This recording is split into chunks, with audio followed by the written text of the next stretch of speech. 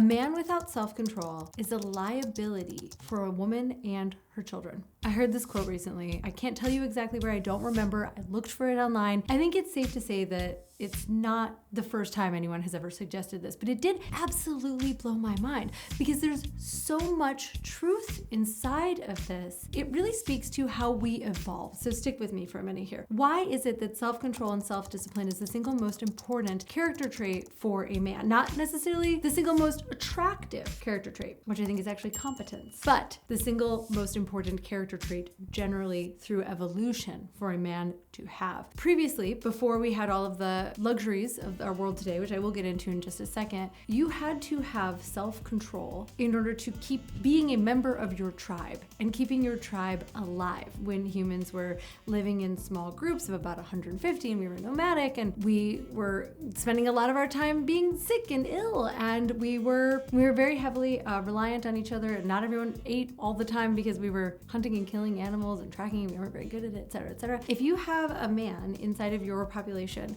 who doesn't have self-control, who steals from someone, who doesn't participate in the hunt, who sabotages another member of the group, that is life or death for our ancestors. Like even small things, because life was constantly hanging on so thin of a balance. Like survival was everything all day, all of the time. Making sure that you ate, remember, like you couldn't drink water is pretty much like poison, and people just died over nothing at young ages, okay? So like self-control in that context, the ability to like control oneself and stay focused on the hunt, to control oneself when like desire came about, and etc. Like you had to do those things in order to be a productive member of the tribe, in order to survive. Fast forward to today though, it's still true, because a man who, say, is liable to enter into a casino and gamble away all of the money that you have saved or your children's college fund is a huge risk to a woman, right? A man who is liable to fly off the handle when he gets angry, is emotionally dysregulated, and he hurts someone, he hurts her, he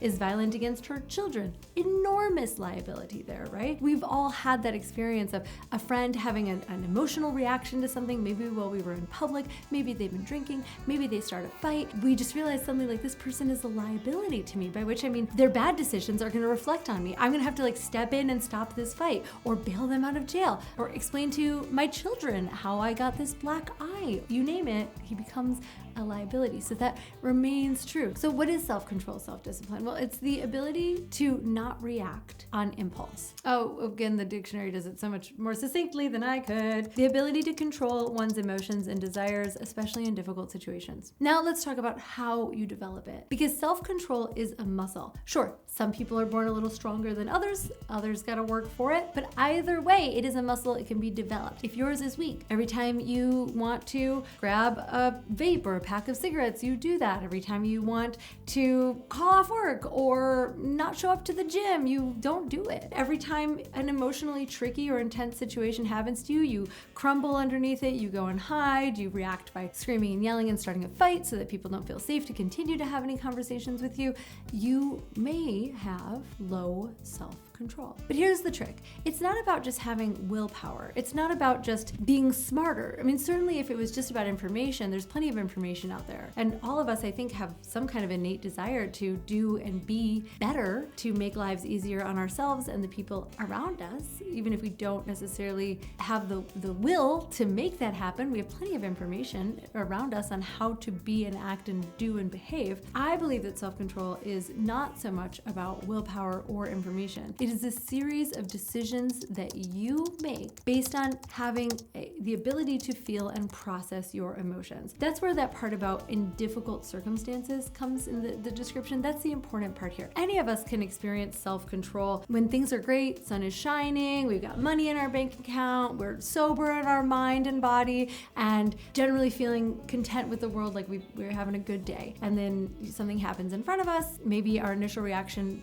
could be to yell or take drugs or gamble or something like that, but we're in a good place, and so we don't. By contrast, if you're in a difficult situation, rent is due, parent is sick, car got broken into, girlfriend is nagging at you for something in your perspective, like in that moment, do you fly off the handle or do you retain control? Do you run to drugs and alcohol? Do you hide? Do you crumble? Do you scream? Do you act out? Do you run away? Do you just go, out and get in your car with the broken glass and bolt, that demonstrates a lack of self-control. All of that ties back to making you a liability. And if you're a liability, then people are going to distance themselves from you. So developing self-control actually at its core is all about developing a relationship with your emotions that lets you know that you can survive them. There is an entire chapter in my book, Harder, Better, Longer, Stronger, just on how to relate to your emotions, how to feel and process your emotions. Not from this like kumbaya, let's sit around and just feel our emotions place, but from a real practical, how do I make it so that these things do not run my life? How can I have a relationship with my emotions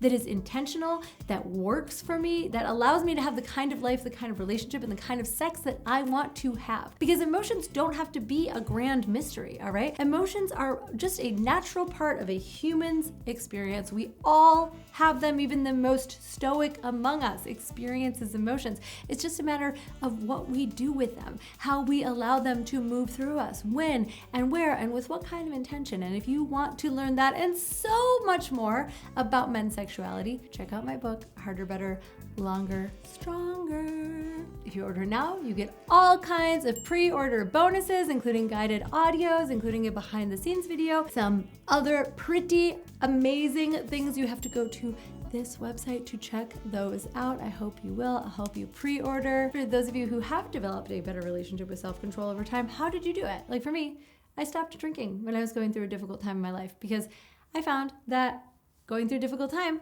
plus alcohol made it so that I had less self-control. And that wasn't an acceptable state for me. And so I didn't rely on my willpower, just took myself out of the drinking game altogether until that situation was resolved, like almost 2 years. Anecdote from my world. Let me know what you have experienced in your own. Thanks, and I'll see you here on Thursday.